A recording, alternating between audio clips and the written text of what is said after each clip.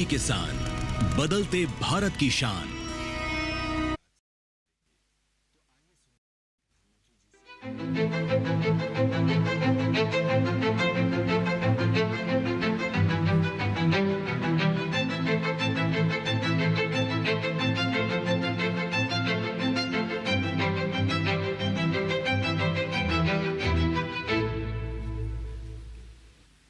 मेरे प्यारे देशवासियों, नमस्कार। मन की बात में एक बार फिर मेरे सभी परिवारजनों का स्वागत है। आज एक बार फिर बात होगी देश की उपलब्धियों की, देश के लोगों के सामूहिक प्रयासों की। 21वीं सदी के भारत में कितना ही कुछ ऐसा हो रहा है जो विकसित भारत की नींव मजबूत कर रहा है। जैसे इस 23 अगस्त को ही हम सब देशवासियों ने पहला नेशनल स्पेस डे मनाया। मुझे विश्वास है कि आप सबने इस दिन को सेलिब्रेट किया होगा। एक बार फिर चंद्रयान-3 की सफलता का जश्न मनाया होगा। पिछले वर्ष इसी दिन चंद्रयान-3 ने चांद के दक्षिणी हिस्से में शिव शक्ति पॉइंट पर सफलतापूर्वक लैंडिंग की थी। भारत इस गौरवपूर्ण उपलब्धि को हासिल करने वाला दुनिया का पहला देश बना। साथियों, देश के युवाओं को स्पेस सेक्टर रिफॉर्म से भी काफी फायदा हुआ है। इसलिए मैंने सोचा कि क्यों ना आज मन की बात में स्पेस सेक्टर से जुड़े अपने कुछ युवा साथियों से बात की जाए। मेरे साथ बात करने के लिए स्पेस टेक स्टार्टअप गैलेक्स आई की टीम जुड़ रही है। इस स्टार्टअप को आईआईटी मद्रास के एलुमनाई ने शुरू किया था। ये सारे नौजवान आज हमारे साथ फोन लाइन पर मौजूद है। सुयश, डेनिल, रक्षित, किशन और प्रणीत। आइए इन युवाओं के अनुभवों को जानते हैं। हेलो। हेलो। हेलो। नमस्ते जी। नमस्कार सर। अच्छा साथियों, मुझे ये देखकर खुशी होती है कि आईआईटी मद्रास के दौरान हुई आपकी दोस्ती आज भी मजबूती से कायम है। यही वजह है कि आपने मिलकर गैलेक्स आई शुरू करने का फैसला किया और मैं आज जरा उसके विषय में भी जानना चाहता हूं। इस बारे में बताइए। इसके साथ ही ये भी बताएं कि आपकी टेक्नोलॉजी से देश को कितना लाभ होने वाला है। जी, मेरा नाम सुयश है। हम लोग साथ में, जैसा आपने बोला, सब लोग साथ में आईआईटी मद्रास में मिले। वहीं पर हम लोग सब पढ़ाई कर रहे थे, अलग अलग ईयर्स में थे अपने इंजीनियरिंग के। और उसी वक्त हम लोगों ने सोचा कि एक हाइपरलूप नाम का एक प्रोजेक्ट है जो हम लोग चाहते थे साथ में करेंगे। उसी दौरान हमने एक टीम की शुरुआत की, उसका नाम था आविष्कार हाइपरलूप, जिसको लेकर हम लोग अमेरिका भी गए। उस साल हम एशिया की इकलौती टीम थी जो वहां गई और हमारे देश का जो झंडा है उसको हमने फहराया। और हम टॉप 20 टीम्स में से थे, जो out of around 1500 teams around the world. चलिए, आगे सुनने से पहले इसके लिए तो बधाई दे दूं मैं। बहुत बहुत धन्यवाद आपका। उसी उपलब्धि के दौरान हम लोगों की दोस्ती काफी गहरी हुई और इस तरीके के कठिन प्रोजेक्ट्स और टफ प्रोजेक्ट्स को करने का कॉन्फिडेंस भी आया। और उसी दौरान स्पेसएक्स को देख के और स्पेस में जो आपने जो ओपन अप किया एक प्राइवेटाइजेशन को, जो 2020 में एक लैंडमार्क डिसीजन भी आया, उसको लेकर हम लोग काफी एक्साइटेड थे। और मैं रक्षित को इनवाइट करना चाहूंगा बोलने के लिए कि हम क्या बना रहे हैं और उसका फायदा क्या है। जी, तो मेरा नाम रक्षित है और इस टेक्नोलॉजी से हमको कैसे लाभ होगा मैं इसका उत्तर दूंगा। रक्षित, आप उत्तराखंड में कहाँ से हैं? सर अल्मोड़ा से हूँ। तो बाल मिठाई वाले हैं आप? जी सर, बाल मिठाई हमारी फेवरेट है। वो हमारा जो लक्ष्य सेन है ना, वो मेरे लिए रेगुलरली बाल मिठाई खिलाता रहता है मुझे। हाँ रक्षित, बताइए। तो हमारी जो ये टेक्नोलॉजी है, ये अंतरिक्ष से बादलों के आर पार देख सकती है और ये रात्रि में भी देख सकती है। तो हम इससे देश के किसी भी कोने के ऊपर रोज एक साफ तस्वीर खींच सकते हैं। और ये जो डेटा हमें आएगा, इसका उपयोग हम 2 क्षेत्रों में विकास करने के लिए करेंगे। पहला है भारत को अत्यंत सुरक्षित बनाना। हमारे जो बॉर्डर्स हैं और हमारे जो ओशंस हैं, सीज हैं, उसके ऊपर रोज हम मॉनिटर करेंगे और एनिमी की एक्टिविटीज को मॉनिटर करेंगे और हमारी आर्म्ड फोर्सेस को इंटेलिजेंस प्रोवाइड करेंगे। और दूसरा है भारत के किसानों को सशक्त बनाना। तो हमने ऑलरेडी एक प्रोडक्ट बनाया है भारत के झींगा किसानों के लिए, जो अंतरिक्ष से उनके पॉन्ड्स के पानी की क्वालिटी मेजर कर सकता है 1/10 ऑफ द करंट कॉस्ट में। और हम चाहते हैं आगे जाते हुए हम दुनिया के लिए best quality satellite images generate करें और जो ग्लोबल इश्यूज हैं, ग्लोबल वार्मिंग जैसे, इससे लड़ने के लिए हम दुनिया को best quality satellite data provide करें।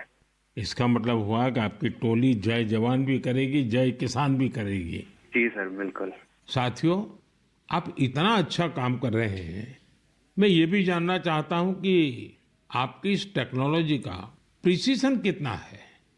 सर, हम लेस देन 50 सेंटीमीटर के रेजोल्यूशन तक जा पाएंगे और हम एक बार में approximately more than 300 square kilometre area को इमेज कर पाएंगे। चलिए, मैं समझता हूं कि ये बात जब देशवासी सुनेंगे तो उनको बड़ा गर्व होगा। लेकिन मैं एक और सवाल पूछना चाहूंगा। जी सर। स्पेस इकोसिस्टम बहुत ही वाइब्रेंट हो रहा है। अब आपकी टीम इसमें क्या बदलाव देख रहे हैं? मेरा नाम किशन है। हमने ये गैलेक्साई शुरू होने के बाद से ही हमने इन स्पेस आते हुए देखा है और काफी सारे पॉलिसीज आते हुए देखे हैं, ये जैसे कि geospatial data policy and Indian space policy. और हमने पिछले 3 साल में काफी बदलाव आते हुए देखा है और काफी प्रोसेसेस और काफी इंफ्रास्ट्रक्चर और काफी फैसिलिटीज इसरो के ये अवेलेबल और काफी अच्छे तरीके से हुए हैं। जैसे कि हम इसरो में जाके टेस्टिंग कर सकते हैं हमारे हार्डवेयर का, ये काफी आसान तरीके से अभी हो सकता है। 3 साल पहले वो प्रोसेसेस उतने नहीं थे और ये काफी हेल्पफुल रहा है हमारे लिए और काफी और स्टार्टअप्स के लिए भी। और रिसेंट एफडीआई पॉलिसीज की वजह से और ये फैसिलिटीज अवेलेबिलिटी की वजह से और स्टार्टअप्स को आने के लिए काफी इंसेंटिव है और ऐसे स्टार्टअप्स आके काफी इजीली और काफी अच्छे से डेवलपमेंट कर सकते हैं ऐसी फील्ड में जिसमें यूजुअली डेवलपमेंट करना बहुत कॉस्टली और टाइम कंज्यूमिंग रहता है। बट करंट पॉलिसीज और इन स्पेस के आने के बाद काफी चीजें आसान हुई है स्टार्टअप्स के लिए। मेरे मित्र डेनियल चावड़ा भी इस पे कुछ और बोलना चाहेंगे। डेनियल बताइए। सर, हमने एक और चीज ऑब्जर्व किया है। हमने देखा है कि जो इंजीनियरिंग के छात्र हैं उनकी सोच में बदलाव देखा है। वो पहले बाहर जाके हायर स्टडीज परस्यू करना चाहते थे और वहाँ काम करना चाहते थे और स्पेस डोमेन में, बट अब क्योंकि इंडिया में स्पेस इकोसिस्टम बहुत अच्छी तरीके से आ रहा है तो इस कारण वो लोग इंडिया वापस आके इस इकोसिस्टम के पार्ट बनना चाहते हैं। तो ये काफी अच्छा फीडबैक हमें मिला है और हमारे खुद की कंपनी में कुछ लोग वापस आके काम कर रहे हैं इसी वजह से। मुझे लगता है कि आपने दोनों जो पहलू बताए हैं, किशन ने और डेनियल दोनों ने, मैं जरूर मानता हूं कि बहुत से लोगों का इस तरफ ध्यान नहीं गया होगा कि एक क्षेत्र में जब रिफॉर्म होता है तो रिफॉर्म का कितने मल्टीपल इफेक्ट्स होते हैं, कितने लोगों का लाभ होता है। और जो आपके वर्णन से, और क्योंकि आप उस फील्ड में हैं तो आपको ध्यान में जरूर आता है और आपने ऑब्जर्व भी किया है कि देश के नौजवान अब इस फील्ड में यहीं पर अपना भविष्य आजमाना चाहते हैं, अपने टैलेंट का उपयोग करना चाहते हैं। बहुत अच्छा ऑब्जर्वेशन है आपका। एक और सवाल मैं पूछना चाहूंगा, आप उन युवाओं को क्या संदेश देना चाहेंगे जो स्टार्टअप्स और स्पेस सेक्टर में सफलता हासिल करना चाहते हैं? मैं प्रणीत बात कर रहा हूँ और मैं एक सवाल का जवाब दूंगा। हाँ प्रणीत, बताइए।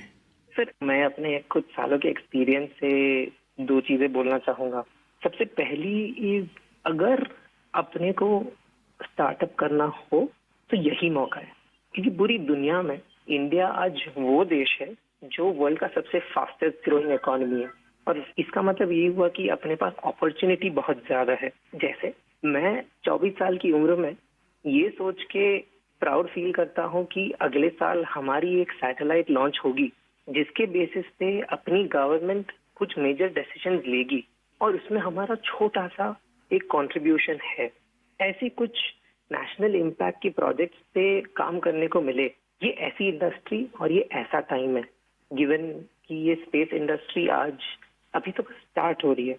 तो मैं अपने युवा दोस्तों को यही बोलना चाहूंगा कि ये अपॉर्चुनिटी ना सिर्फ इम्पैक्ट की बट ऑल्सो उनके खुद के फाइनेंशियल ग्रोथ की और एक ग्लोबल प्रॉब्लम सॉल्व करने की है।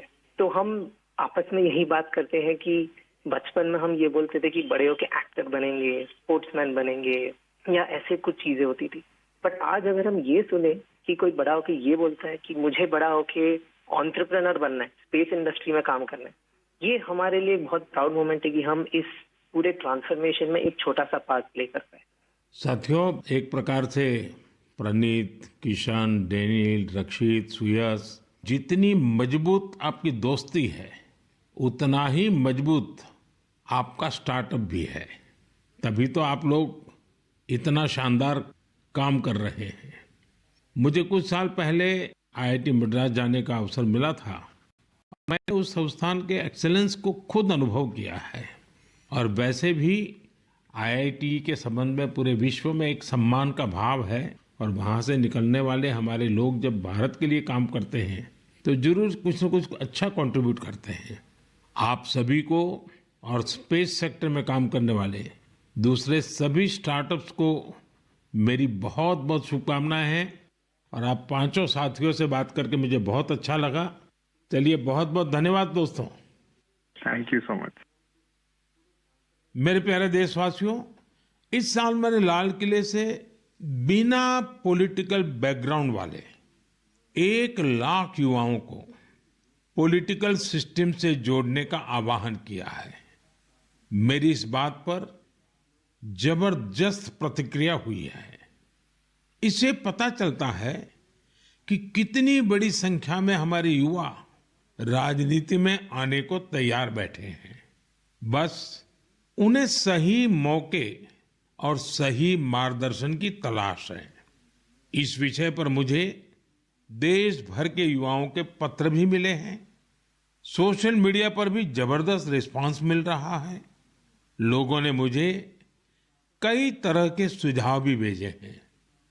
कुछ युवाओं ने पत्र में लिखा है कि उनके लिए वाकई अकल्पनीय है दादा या माता पिता की कोई राजनीतिक विरासत नहीं होने की वजह से वो राजनीति में चाहकर भी नहीं आ पाते थे। कुछ युवाओं ने लिखा कि उनके पास जमीनी स्तर पर काम करने का अच्छा अनुभव है, इसलिए वे लोगों की समस्याओं को सुलझाने में मददगार बन सकते हैं। कुछ युवाओं ने ये भी लिखा कि परिवारवादी राजनीति नई प्रतिभाओं का दमन कर देती है। कुछ युवाओं ने कहा कि इस तरह के प्रयासों से हमारे लोकतंत्र को और मजबूती मिलेगी। मैं इस विषय पर सुझाव भेजने के लिए हर किसी का धन्यवाद करता हूं।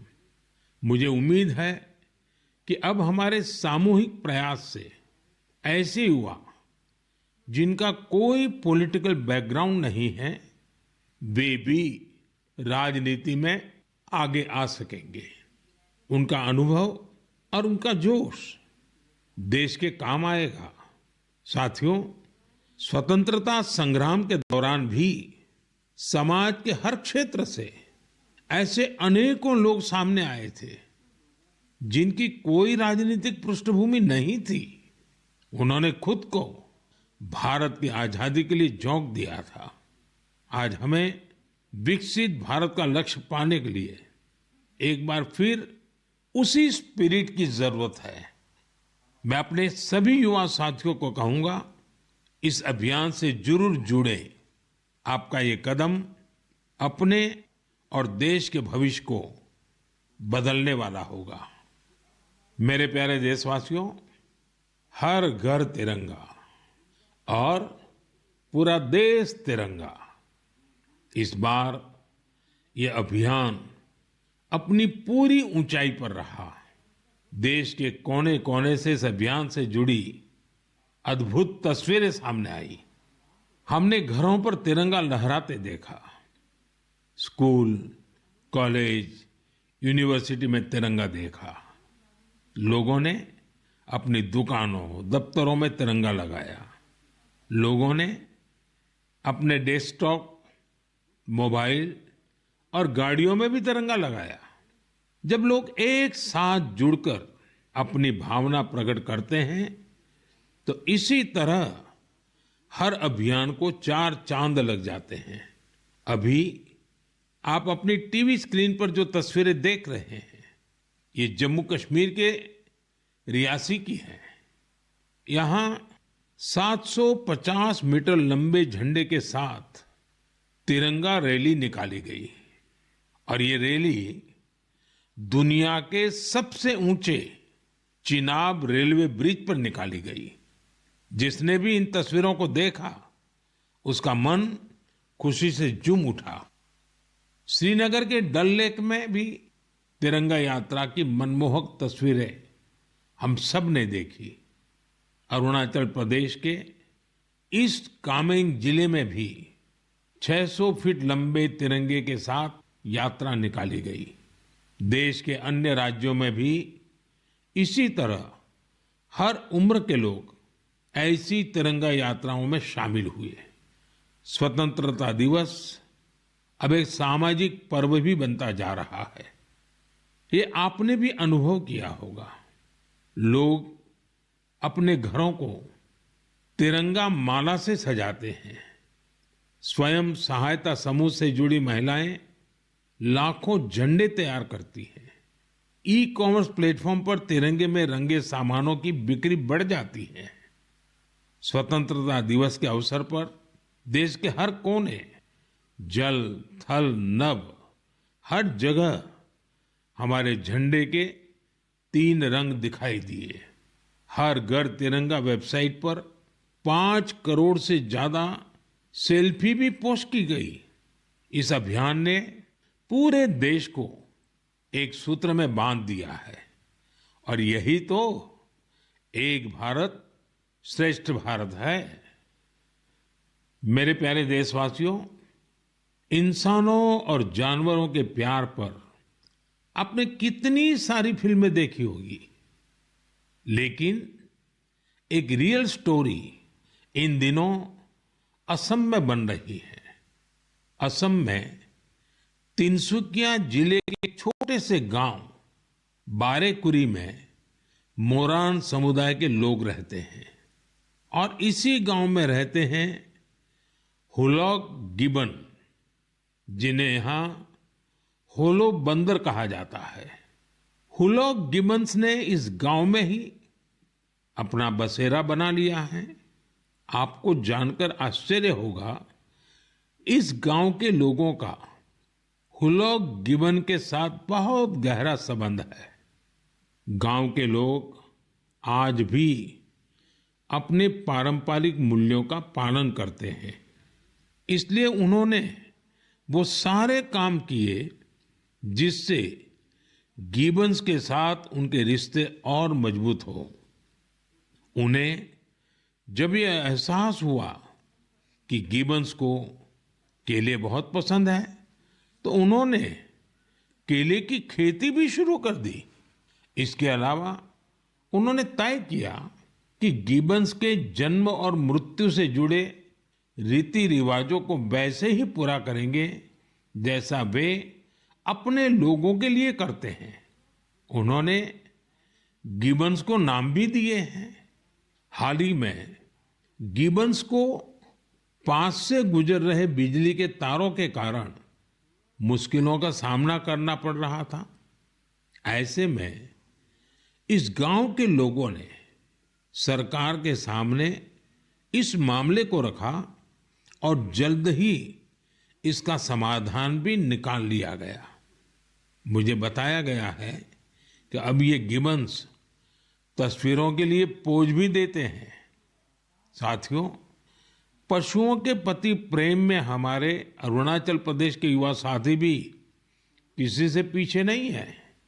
अरुणाचल में हमारे कुछ युवा साथियों ने 3D प्रिंटिंग टेक्नोलॉजी का उपयोग करना शुरू किया है। जानते हैं क्यों? क्योंकि वो वन्य जीवों को सींगों और दांतों के लिए शिकार होने से बचाना चाहते हैं। नाबम बापू और लीखा नाना के नेतृत्व में ये टीम जानवरों के अलग अलग हिस्सों की 3D प्रिंटिंग करती है। जानवरों के सींग हो, दांत हो, ये सब 3D प्रिंटिंग से तैयार होते हैं। इससे फिर ड्रेस और टोपी जैसी चीजें बनाई जाती हैं। ये गजब का अल्टरनेटिव है जिसमें बायोडिग्रेडेबल मटेरियल का उपयोग होता है। ऐसे अद्भुत प्रयासों की जितनी भी सराहना की जाए कम है। मैं तो कहूंगा अधिक से अधिक स्टार्टअप्स इस क्षेत्र में सामने आए ताकि हमारे पशुओं की रक्षा हो सके और परंपरा भी चलती रहे। मेरे प्यारे देशवासियों, मध्य प्रदेश के जाबुआ में कुछ ऐसा शानदार हो रहा है जिसे आपको जरूर जानना चाहिए।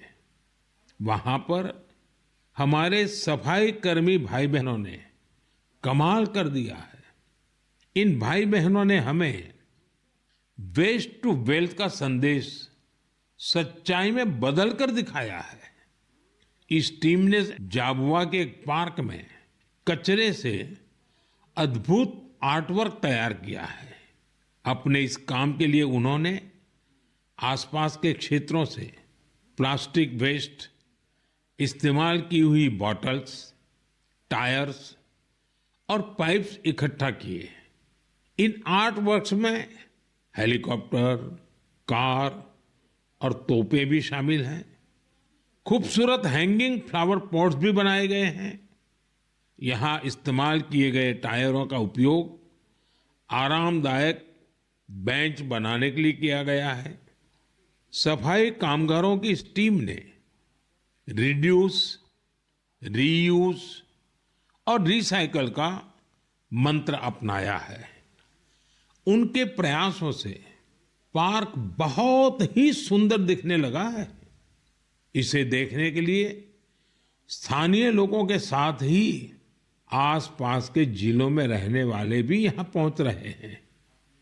साथियों, मुझे खुशी है कि आज हमारे देश में कई सारी स्टार्टअप टीम भी पर्यावरण को बढ़ावा देने के लिए ऐसे प्रयासों से जुड़ रही है। ई कॉन्शियस नाम की एक टीम है जो प्लास्टिक वेस्ट का उपयोग इको फ्रेंडली प्रोडक्ट्स बनाने में कर रही है। इसका आइडिया उन्हें हमारे पर्यटन स्थलों, विशेषकर पहाड़ी इलाकों में फैले कचरे को देख करके आया। ऐसे ही लोगों की एक और टीम ने इको कारी नाम से स्टार्टअप शुरू किया है। ये प्लास्टिक वेस्ट से अलग अलग खूबसूरत चीजें बनाते हैं। साथियों, टॉय रिसाइकलिंग भी ऐसा ही एक और क्षेत्र है जिसमें हम मिलकर काम कर सकते हैं। आप भी जानते हैं कि कई बच्चे कितनी जल्दी खिलौनों से बोर हो जाते हैं।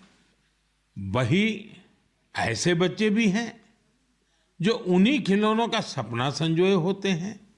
ऐसे खिलौने जिससे अब आपके बच्चे नहीं खेलते, उन्हें आप ऐसी जगहों पर दे सकते हैं जहां उनका उपयोग होता रहे। ये भी पर्यावरण की रक्षा का एक अच्छा रास्ता है। हम सब मिलकर प्रयास करेंगे तभी पर्यावरण भी मजबूत होगा और देश भी आगे बढ़ेगा। मेरे प्यारे देशवासियों, कुछ ही दिन पहले हमने 19 अगस्त को रक्षाबंधन का पर्व मनाया। उसी दिन पूरी दुनिया में विश्व संस्कृत दिवस भी मनाया गया। आज भी देश विदेश में संस्कृत के प्रति लोगों का विशेष लगाव दिखता है। दुनिया के कई देशों में संस्कृत भाषा को लेकर तरह तरह की रिसर्च और प्रयोग हो रहे हैं। आगे की बात करने से पहले मैं आपके लिए एक छोटी सी ऑडियो क्लिप प्ले कर रहा हूं। Titiršu šīgragam gangam idam Lakshmanam abrei. Вот taip yra skambės. Visi kartu. Satu drištva meditire navam išvaku nandanach. Titiršu šīgragam gangam idam Lakshmanam abravit. साथियों, इस ऑडियो का संबंध यूरोप के एक देश लिथुएनिया से है। वहां एक प्रोफेसर विदोनस ने एक अनूठा प्रयास किया है और इसे नाम दिया है संस्कृत ऑन द रिवर्स। कुछ लोगों का एक ग्रुप वहां नेरिस रिवर के किनारे जमा हुआ और वहां उन्होंने वेदों और गीता का पाठ किया। यहां ऐसे प्रयास पिछले कुछ वर्षों से निरंतर जारी है। आप भी संस्कृत को आगे बढ़ाने वाले ऐसे प्रयासों को सामने लाते रहिए। मेरे प्यारे देशवासियों, हम सबके जीवन में फिटनेस का बहुत महत्व है। फिट रहने के लिए हमें अपने खान पान, रहन सहन सब पर ध्यान देना होता है। लोगों को फिटनेस के प्रति जागरूक करने के लिए ही फिट इंडिया अभियान की शुरुआत की गई। स्वस्थ रहने के लिए आज हर आयु, हर वर्ग के लोग योग को अपना रहे हैं। लोग अपनी थाली में अब सुपर फूड मिलेट्स यानी श्री अन्न को जगह देने लगे हैं। इन सभी प्रयासों का उद्देश्य यही है कि हर परिवार स्वस्थ हो। साथियों, हमारा परिवार, हमारा समाज और हमारा देश और इन सब का भविष्य हमारे बच्चों की सेहत पर निर्भर है और बच्चों की अच्छी सेहत के लिए जरूरी है कि उन्हें सही पोषण मिलता रहे। बच्चों का न्यूट्रिशन देश की प्राथमिकता है। वैसे तो उनके पोषण पर पूरे साल हमारा ध्यान रहता है, लेकिन एक महीना देश इस पर विशेष फोकस करता है। इसके लिए हर साल 1 सितंबर से 30 सितंबर के बीच पोषण माह मनाया जाता है। पोषण को लेकर लोगों को जागरूक बनाने के लिए पोषण मेला, एनीमिया शिविर, नवजात शिशुओं के घर की विजिट, सेमिनार, वेबिनार जैसे कई तरीके अपनाए जाते हैं। कितनी ही जगहों पर आंगनवाड़ी के तहत मदर एंड चाइल्ड कमेटी की स्थापना भी की गई है। ये कमेटी कुपोषित बच्चों, गर्भवती महिलाओं और नवजात शिशुओं की माताओं को ट्रैक करती है। उन्हें लगातार मॉनिटर किया जाता है और उनके पोषण की व्यवस्था की जाती है। पिछले वर्ष पोषण अभियान को नई शिक्षा नीति से भी जोड़ा गया है। पोषण भी, पढ़ाई भी। इस अभियान के द्वारा बच्चों के संतुलित विकास पर फोकस किया गया है। आपको भी अपने क्षेत्र में पोषण के प्रति जागरूकता वाले अभियान से जरूर जुड़ना चाहिए। आपके एक छोटे से प्रयास से कुपोषण के खिलाफ इस लड़ाई में बहुत मदद मिलेगी। मेरे प्यारे देशवासियों, इस बार की मन की बात में इतना ही। मन की बात में आपसे बात करके मुझे हमेशा बहुत अच्छा लगता है। ऐसा लगता है जैसे मैं अपने परिवारजनों के साथ बैठ करके हल्के फुल्के वातावरण में अपने मन की बातें साझा कर रहा हूं, आपके मन से जुड़ रहा हूं।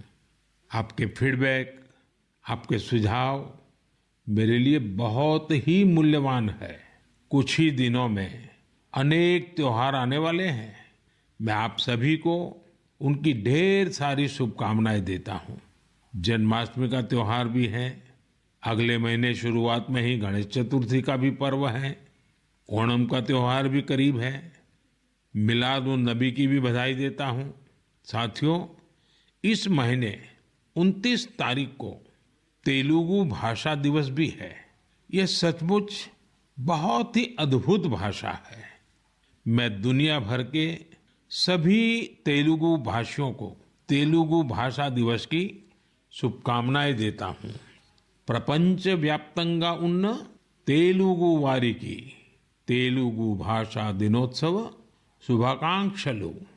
साथियों, मैं आप सभी से बारिश के इस मौसम में सावधानी बरतने के साथ ही कैच द रेन मूवमेंट का हिस्सा बनने का भी आग्रह दोहराऊंगा। मैं आप सभी को एक पेड़ मां के नाम अभियान की याद दिलाना चाहूंगा।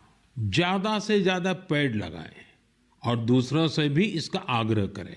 आने वाले दिनों में पेरिस में पैरालंपिक्स शुरू हो रहे हैं। हमारे दिव्यांग भाई बहन वहां पहुंचे हैं। 140 करोड़ भारतीय अपने एथलीट और खिलाड़ियों को चीयर कर रहे हैं। आप भी #cheer4Bharat के साथ अपने खिलाड़ियों को प्रोत्साहन दीजिए। अगले महीने हम एक बार फिर जुड़ेंगे और बहुत सारे विषयों पर चर्चा करेंगे। तब तक के लिए मुझे विदा दीजिए। बहुत बहुत धन्यवाद। नमस्कार।